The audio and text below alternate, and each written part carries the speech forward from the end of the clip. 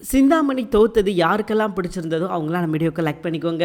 இன்னைக்கு எபிசோட்ல பாத்தீங்கன்னா சிந்தாமணி ரொம்ப சோகமா உட்கார்ந்துருக்காங்க. சிந்தாமணியை பாக்குறதுக்காக நம்ம ரோஹிணி வர்றாங்க, ஆறுதல் சொல்லலாம் அப்படின்னு சொல்லிட்டு. இதை பார்த்த ரோஹிணி கேக்குறாங்க, என்னம்மா இப்படி உட்காந்துருக்கீங்க, உங்களுக்கே இந்த நிலைமையா அப்படின்னு சொல்லி கேட்கும்போது உடனே அவங்க கடுப்பாயிடுறாங்க. மீனாவை நான் என்னமோ நினைச்சேன், ஆனா ஜெயிச்சுட்டா அப்படின்ற மாதிரி இவங்க சொல்றாங்க. ரோஹிணி அதை எப்படிங்க ஜெயிக்க முடியும், நீங்களாம் பணம்லாம் கொடுத்துருந்தீங்கல்ல, அதெல்லாம் மீறி எப்படி ஜெயிச்சாங்க அப்படின்னு சொல்லி கேட்கறதுக்கு சிந்தாமணி சொல்றாங்க, இப்ப யாருமா பணம் வாங்கிட்டு நேர்மையா இருக்கிறான், பணத்தை வாங்கிட்டு யாருக்கு ஓட்டு போடணுமோ அவங்க ஓட்டு போட்டு போய்கிட்டே இருக்கிறாங்க, கடைசியில பணம் கொடுத்த நம்மள தான் தெருவுல நிப்பாட்டிடுறாங்க அப்படின்ற மாதிரி இவங்க தரப்பு விஷயத்த சொல்றாங்க. அப்ப ரோகிணி இருந்துகிட்டு, என்ன ஆண்டி அவ்வளவுதானா, இந்த பிரச்சனை இதோட முடிஞ்சிருச்சா அப்படின்னு சொல்லி கேட்கும்போது தான், இல்ல இந்த பிரச்சனை இப்பதான் ஆரம்பிச்சிருக்கு, இவ்வளவு நாள் வரைக்கும் மீனா இதுக்கு முன்னாடி என்ன பார்த்தது கிடையாது, அந்த பதவியை பத்தின விஷயங்களும் அவளுக்கு தெரியாது, ஆனா இதுக்கப்புறம் அவளுக்கு ஒரு சரியான ஆப்பு இருக்குது, ஏண்டா இந்த பதவிக்கு வந்தோம் அப்படின்னு சொல்லி அவர் ஒவ்வொரு நாளும் அவ ஃபீல் பண்ணுவா, அந்த அளவுக்கு அவளாவே பதவியை விட்டு நான் வெளியே போக வைப்பேன் அப்படின்ற மாதிரி இவங்க சொல்றாங்க. அப்ப ரோகிணி கேக்குறாங்க, இல்ல ஆண்டி அதெல்லாம் பண்ண முடியாது, மீனா எந்த விஷயமா இருந்தாலும் கொஞ்சம் கொஞ்சமா கத்துக்கிட்டு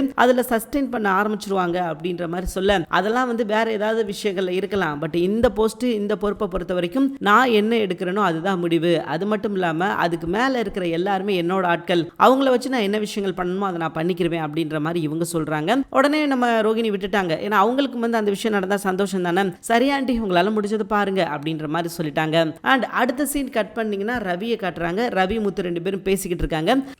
அப்போ முத்து சொல்கிறாரு, நம்ம ஒரு பெரிய எலெக்ஷனில் ஜெயிச்ச மாதிரி ஜெயிச்சிருக்கோம், லைட்டாக ஒரு கட்டிங் போடாமல் இருந்தால் எப்படி அப்படின்ற மாதிரி சொல்ல, உடனே ரவி இருந்துக்கிட்டு கட்டிங் போட்டால் அண்ணி வைவாங்க, அமைதியாக தற்குறி அப்படின்ற மாதிரி இவர் சொல்ல, உடனே இங்கே பார் ரவி அப்பெல்லாம் பேசாத, நம்ம ஜெயிச்சிருக்கோம், நம்ம செலிப்ரேட் பண்ணணும் அப்படின்ற மாதிரி இவர் சொல்ல, மீனா உடனே நேராக வந்துட்டாங்க, கொன்றுவேன் தாங்க, ஒரு டம்ளர் பால் இருக்குது, ஆளுக்கு பாலை குடிச்சிட்டு கம்முன்னு படுங்க, இதுக்கு முன்னாடி நீங்கள் குடிச்சிட்டு ஏதோ ஒரு விஷயம் பண்ணீங்க அப்படின்னா அது பிரச்சனை கிடையாது, ஆனால் இப்போ அப்படி கிடையாது, நீங்கள் ஏதாவது குடிச்சிட்டு பிரச்சனை பண்ணீங்கன்னா பூ வியாபாரி சங்கத்தோட தலைவரோட கணவர் தான் சண்டை போடுறாருன்னு சொல்லுவாங்க, தயவு செஞ்சு நீங்க குடிக்க கூடாது அப்படின்ற மாதிரி சொல்லிட்டாங்க. அண்ட் ரவி கேக்குறாரு, என்ன நீங்க பாட்டுக்கு நீங்க கிளம்பி போங்கன்னு சொல்லிட்டீங்க, நாங்க எங்க போறது, எங்க கிட்ட எந்த ஐடியாவும் கிடையாது, அது போக நாங்க ரெண்டு பேரும் கிளம்பி போயிட்டோம் அப்படின்னா ரெஸ்டாரண்ட்டை யார் பாத்துக்கிறது அப்படின்ற மாதிரி இவங்க பேசவும் முத்துக்கு ஒண்ணுமே புரியல. அப்ப ரவிட்ட முத்து கேக்குறாரு, என்னடா என்ன பிரச்சனை, என்னென்னமோ பேசிக்கிட்டு இருக்க அப்படின்னு சொல்லி கேட்கும் போதுதான், ஆமாடா அது ஏன் கேக்குற, நீத்து பூஷா ஓபன் பண்ணிருக்கா இல்லையா, அதுக்கு என்ன கூப்பிட்டு இருந்தா, ஆனா அண்ணே என்ன சொல்றாங்க அப்படின்னா, அன்னைக்கு டேட்டுக்கு நீங்க எங்கேயாவது வெளியே போயிருங்க அப்படின்ற மாதிரி அண்ணி சொல்லிடுறாங்க.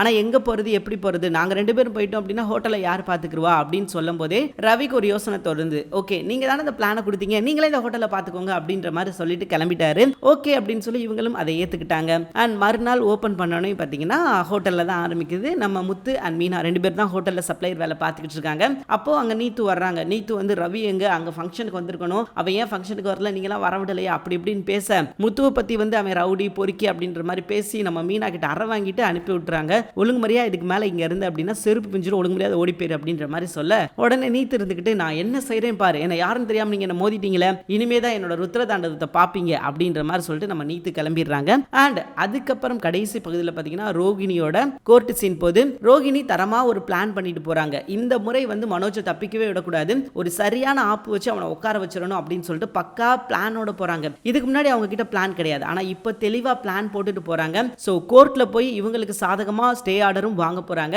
பார்க்கலாம் என்ன நடக்க போகுது அப்படின்னு சொல்லிட்டு. தேங்க்யூ ஃபார் வாட்சிங்.